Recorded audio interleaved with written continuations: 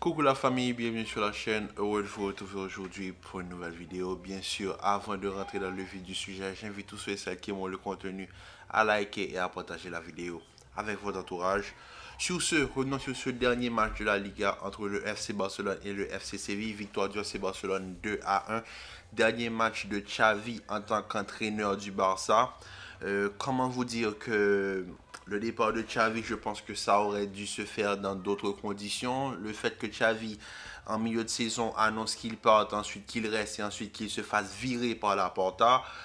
Ce dossier, il y a énormément de choses à dire. Donc, rentrons directement dans le match. Le match a été plutôt de qualité. Le FC Séville, quand même, qui est un club aussi avec énormément de questionnements. Un club qui a quand même passé 6 coachs en 2 saisons.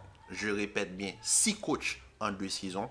Et là, même le coach qui était là aujourd'hui, c'est son dernier match. Et l'année prochaine, il y aura un nouveau coach. Donc, le FC Séville, qui est un club quand même de calibre européen qui ne jouera pas l'Europe l'année prochaine vu les conditions dans lesquelles évolue le club. Donc le FC Séville, on leur souhaite toutes les meilleures choses, sachant qu'ils vont perdre quand même Marcao qui s'en va, qui quitte le FC Séville. Je pense que El Nessiri aussi va quitter le FC Séville. Donc le FC Séville va être dans une période de reconstruction. Un joueur comme Jesus Navas a décidé de quitter le club parce que là, il ne comprend pas la gestion du club. Donc si des légendes comme Jesus Navas, El Nessiri peuvent quitter le club dans ce genre de conditions-là, donc ça vous montre déjà l'encadrement dans lequel évoluent les joueurs du FC Séville.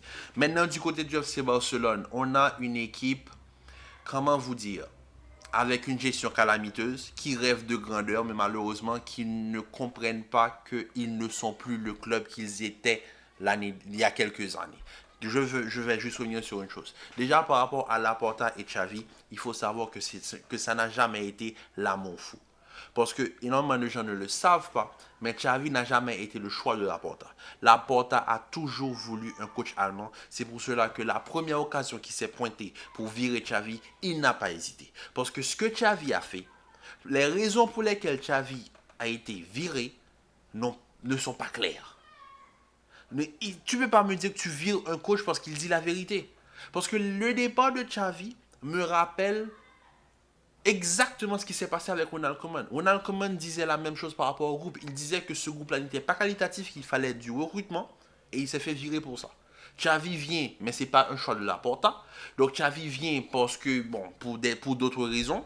Xavi arrive à gagner un titre. Xavi voit que sa deuxième saison n'est pas si bonne. Le groupe n'est pas bon. Il dit que le Barcelone ne peut pas recruter pour des raisons financières, parce qu'ils ont des problèmes financiers. Que le groupe qu'il a, c'est pas le groupe qu'il aurait aimé avoir. Mais est-ce qu'il ment? Est-ce qu'il ment? Parce que je ne pense pas que dans un monde où le Barça se porte financièrement bien, que Oriol Romeu aurait été dans le groupe. Jamais de la vie. Pourquoi tu as Oriol Romeu? C'est parce que tu n'es pas en capacité d'acheter des joueurs. Depuis combien d'années j'entendais Bernardo Silva, Joshua Kimmich, etc. pour à la fin se rabattre sur des Oriol Romeu. Parce que là, même là, cette année, on a encore entendu le cas Kimmich. Mais d'après ce qui se dessine, c'est plus des Guido Rodriguez qui vont arriver dans l'équipe. Hein. C'est juste pour vous dire, et même Oriol Romeu, c'est un effort. Romeu a dû, je pense, payer une partie de sa clause pour pouvoir être libre, pour pouvoir venir au Barça. Si un joueur du calibre de Romeu, tu ne peux même pas le recruter proprement, comment tu penses attirer d'autres grands joueurs? Parce que je suis désolé, le Barça a son nom, a un titre, le Barça reste une écurie, le Barça reste l'une des meilleures équipes du monde. Mais je suis désolé, ils n'ont plus la même stature. Quand on regarde à l'échelle européenne des clubs avec une santé financière saine et une santé sportive saine, même le PSG se place devant le FC Barcelone. United, dans l'état où ils sont là, avec un stade de D2, ils sont mieux placés que le FC Barcelone à l'échelle européenne. Et United ne joue même pas la Ligue des Champions. C'est juste pour vous dire, le FC Barcelone n'est plus l'équipe qu'elle était auparavant. Il faut l'accepter. Maintenant, quand tu vires Xavi pour avoir dit la vérité, que tu vas me chercher Hansi Flick, c'est pas le coach qu'il faut à FC Barcelone. Et ça, je vous l'affirme dès maintenant. Hansi Flick va venir faire croix. Parce que rappelez-vous une seule chose. Hansi Flick a comme achievement, ok, le fait qu'il ait battu le Barcelone 8-2 en quart de finale de Ligue des Champions dans un Final 8 assez spécial. D'accord? Condition assez spéciale. Mais regardez bien les équipes qu'Hansi Flick coach. Parce que suite au Bayern de Munich, Hansi Flick était un échec avec la sélection allemande. Donc Hansi Flick arrive au FC Barcelone suite à un échec avec la sélection allemande. Donc Hansi Flick ne vient pas comme étant un coach confirmé. Hansi Flick vient pour se relancer. Parce que c'est ça le problème. C'est ça le problème du Barça. Vous allez chercher un coach, mais le coach est déjà un échec. Si vous voulez vraiment vous imposer sur la scène européenne dans le futur et redevenir le club que vous étiez, il faut instaurer une stabilité. Maintenant, le coach qui est là, tu le vires parce qu'il te dit la vérité. Tu vas à la recherche d'un coach qui doit se relancer. En plus de ça, un coach reconnu pour ses équipes ultra offensives. Mais le Barça n'a pas de problème offensif. Le Barça a un problème défensif. Regardez le but qu'ils s'encaissent aujourd'hui. Le but de En-Nesyri. Je vais vous mettre l'image. Regardez Soumaré, le joueur qui fait la passe, ancien joueur de Lille. Regardez Soumaré. Regardez combien de Catalans autour de Soumaré. Il a le temps de contrôler, de doser, de voir l'appel d'En-Nesyri, de faire la petite pichenette. En plus de ça, Ter Stegen qui sort comme un gardien de D2, il ouvre ses pieds. Mais entre les jambes, quoi. Tu fermes, non seulement parce que sur l'action de Ter Stegen, il y a une prise vidéo, j'ai pas eu le temps de prendre le screenshot pour vous dire. Ter Stegen ne ferme pas le premier poteau, au fait. El-Nesyri avait le choix entre les jambes, à droite, à gauche. Il a choisi, entre les jambes, quoi. Mais c'est juste pour vous dire que le Barça n'a pas un problème d'attaque. Le Barça défend comme une équipe de seconde zone. Je vais essayer de rester gentil et essayer de rester... voilà, je ne veux pas dénigrer les deuxièmes divisions, mais c'est juste pour vous dire que le Barça défend comme une équipe de seconde zone. Le Barça n'arrive pas à tenir un score. Regardez les buts qu'ils prennent face à Girona, regardez les buts qu'ils prennent face au PSG, regardez le but qu'ils ont pris aujourd'hui face au FC Séville. Le Barça ne sait pas défendre. Comment tu veux défendre quand tu as un Cancelo qui est tout sauf offensif? En plus de ça, tu as des joueurs qui n'évoluent pas dans leur système. Je l'ai déjà dit cette année. Xavi a des joueurs pour évoluer dans un autre système. Cancelo, tu le mets dans un système à 3 défenseurs comme il était à la Juventus, tu retrouves un autre Cancelo. Mais dans un système à 4 où il doit jouer ce rôle de défenseur, non. Cancelo, pourquoi avec tous les défenseurs centraux que possède Xavi, il n'a pas tenté un système à 3 défenseurs? Parce que le 4-3-3 que le Barça veut tenir à outrance, pour moi, c'est non. Non, pas du tout. Il faut abandonner son système et aller vers quelque chose d'autre. Ce que ne veut pas faire le Barça. Moi, j'entends par exemple que Laporta dit que dans un rapport de la Réunion qui a été émis sur les réseaux, il a dit que c'est préférable de se débarrasser d'un entraîneur que de se débarrasser d'un joueur, sachant la situation économique. Donc, tu préfères te débarrasser d'une personne qui n'a aucune valeur marchande, tandis que tu as des joueurs de qualité capables d'être plutôt favorables sur le marché des transferts. Tu préfères te débarrasser d'un entraîneur qui ne te rapporte absolument rien en termes de valeur pour garder une équipe. Sachant que, là on va y arriver, au milieu de terrain, regardez les profils que possède le Barça au niveau du milieu de terrain. À part Oriol Romeo en tant que numéro 6, il n'y en a pas. Et ne venez pas me dire Frenkie de Jong n'est pas un numéro 6. Je le répète, Frenkie de Jong n'est pas un numéro 6. Maintenant, les gens qui vont venir me dire que de Jong a joué numéro 6 à l'Ajax d'Amsterdam, je tiens à vous le répéter. Et je vous le dis droit dans les yeux. De Jong n'a jamais été un joueur défensif. De Jong, quand il jouait à l'Ajax, il jouait dans un 4-2-3-1. Il était accompagné de Lars Schön, qui était un joueur ultra défensif. Donc, De Jong avait cette capacité d'être le premier relanceur, tandis que Schön compensait tous les trous que laissait Frenkie de Jong.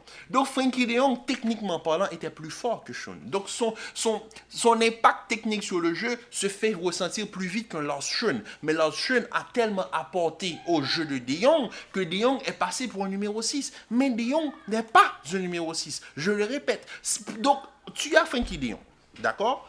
Frenkie de Jong, c'est un numéro 8. Je le répète, c'est un numéro 8. Donc ne le mettez pas dans le lot de 6. Dans le 6, vous avez seulement que Oriol Romeo et Casado qui ne jouent jamais. Bon, bref. En passant. Numéro 8, Gundogan, Pedri, Firmino, Gavi, De Jong, Sergio Roberto. Parce que Sergio Roberto, lui aussi, est un numéro 8. C'est pas un numéro 6. Il peut dépanner, mais c'est pas un numéro 6. Donc, pour vous dire, vous avez 6 numéro 8. Et en termes de numéro 10, il n'y en a pas. Parce que Gundogan n'est pas un numéro 10. Gundogan, c'est un numéro 8. Donc, vous avez que des milieux box-to-box. Donc, On sait tous que Gavi est intouchable, Pedri est intouchable, parce qu'on le sait tous, ils ont l'étiquette catalane sur leur dos, on ne peut pas les enlever, c'est la jeunesse, c'est le futur, etc. Fermin Lopez, pareil, Gundogan, il vient d'arriver, bon Gundogan, même s'il veut partir maintenant, mais Gundogan n'a plus la même valeur marchande qu'il y a 2 ans, donc De Jong, vends-le, Sergio Roberto ne le renouvelle pas, vends-le.